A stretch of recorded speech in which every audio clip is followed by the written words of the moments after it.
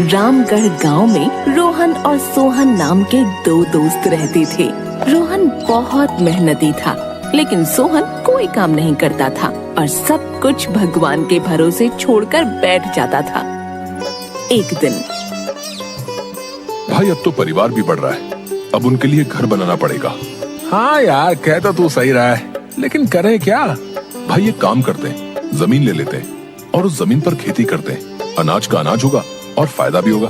हाँ तू सही कह रहा है। चल साहूकार अमीर चंद के पास चलते हैं और जमीन का भाव पता करते हैं।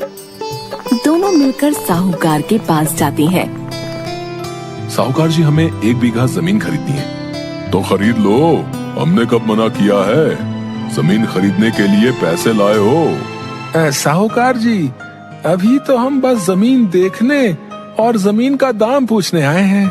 अमीर चंद जी, क्या दाम है? 10,000 रुपए में मिल जाएगी जमीन।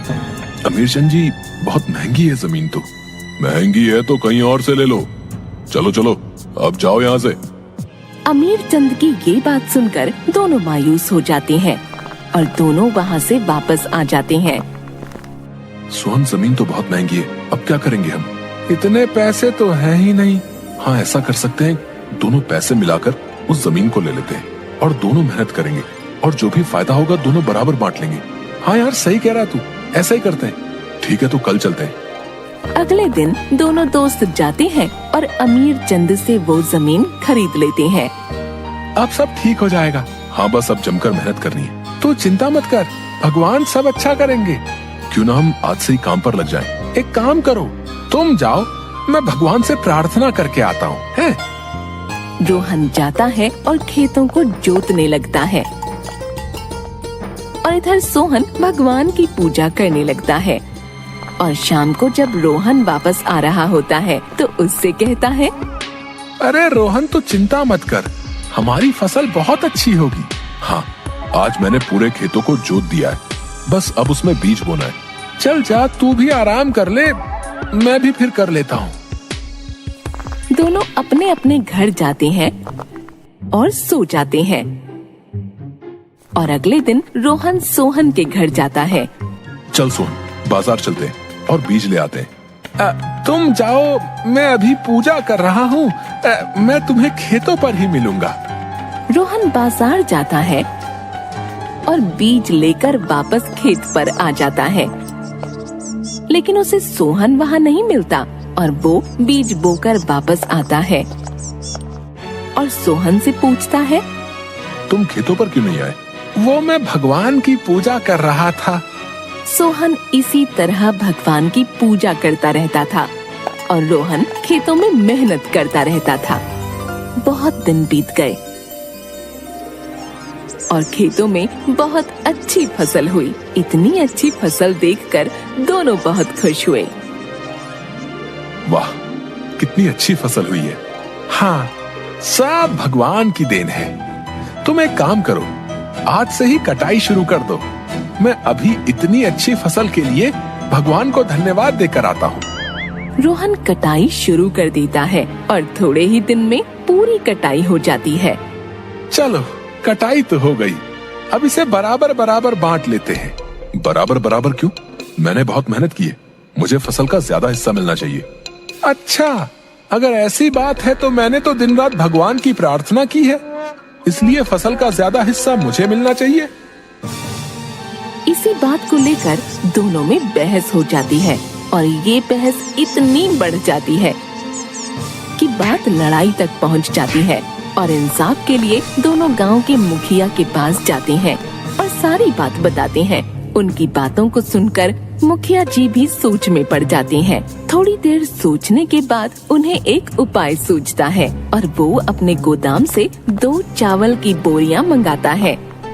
ये लो, तुम इन बोरियों से सारे कंकड़ साफ करके कल सुबह वापस आना और जो भी ये काम पहले कर लेगा उसे ही फसल का ज्यादा हिस्सा मिलेगा। मुखिया जी, हम यहाँ इंसाफ मांगने आए हैं, आपसे काम मांगने नहीं। आप इंसाफ करिए। पहले ये करो, कल मैं तुम्हें तुम्हारी सारी बातों का जवाब दूंगा। रोहन और सोहन उस बोरी को उठा कर ले आते हैं रोहन पूरी रात जागकर उस चावल से कंकड़ निकालता है। इधर सोहन भगवान की पूजा करता है और सो जाता है।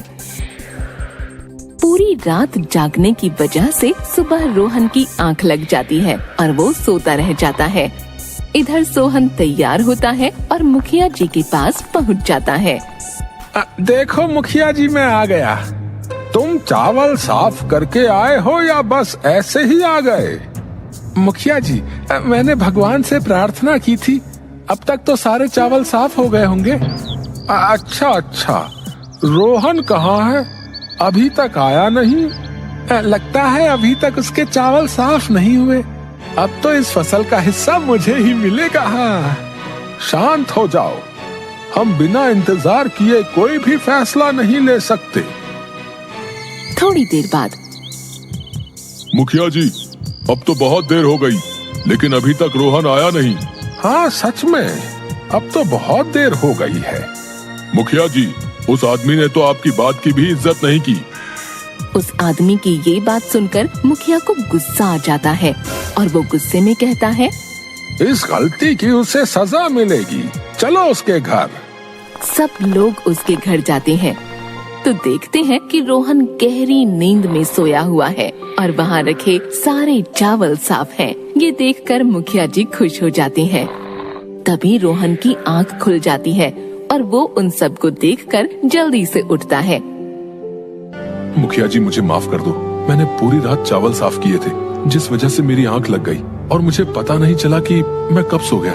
कोई बात नहीं बेटा, तुमने इस चावल को साफ करने के लिए पूरी रात मेहनत की है, इसलिए इस फसल में ज्यादा हिस्सा तुम्हें मिलना चाहिए। लेकिन मुखिया जी, ये तो अन्याय है। मैंने तो भगवान की आराधना की थी।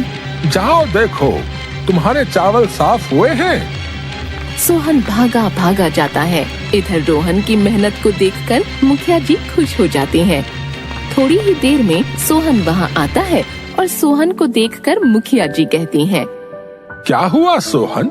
मुखिया जी, चावल तो साफ नहीं है, लेकिन मैंने तो भगवान की इतनी प्रार्थना की थी, फिर उन्होंने मेरे साथ ऐसा क्यों किया? सोहन, भगवान भी उन्हीं की मदद करता है जो मेहनत करते हैं। सोहन को मुखिया जी की बात बहुत अच्छी तरह से समझ आ चुकी थी। अब वो भगवान की प्रार्थना के साथ साथ मेहनत भी करने लगा।